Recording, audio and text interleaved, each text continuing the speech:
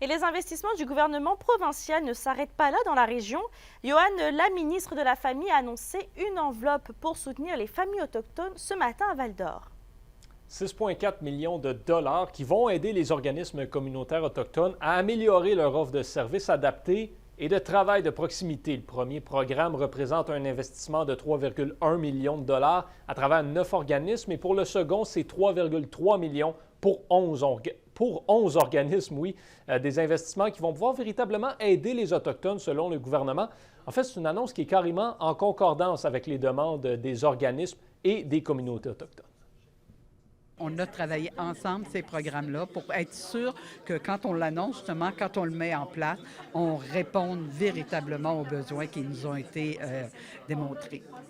Parce que vous savez, à la base, on pourrait dire qu'ils ont accès à tous les soins, à tous les services comme tout le monde. Ça, c'est pas de la sécurisation culturelle. La sécurisation culturelle, c'est de s'assurer de les adapter et d'avoir quelqu'un qui va les guider, les accompagner. C'est ce qu'on vient de confirmer aujourd'hui. Donc, c'est vraiment une annonce qui va donner cette capacité-là au Centre d'amitié d'aller un peu plus loin dans l'offre de services aux familles et aux enfants. Et Johan, la tournée de la ministre Roy s'est poursuivie à Amos pour annoncer cette fois-ci l'agrandissement d'un CPE.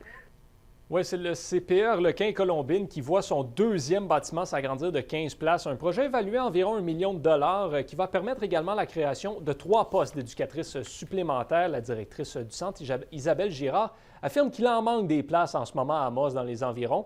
Un point qui a donc été mentionné à plusieurs reprises durant cette conférence de presse-là cet après-midi, c'est que l'agrandissement répond à un besoin de la population.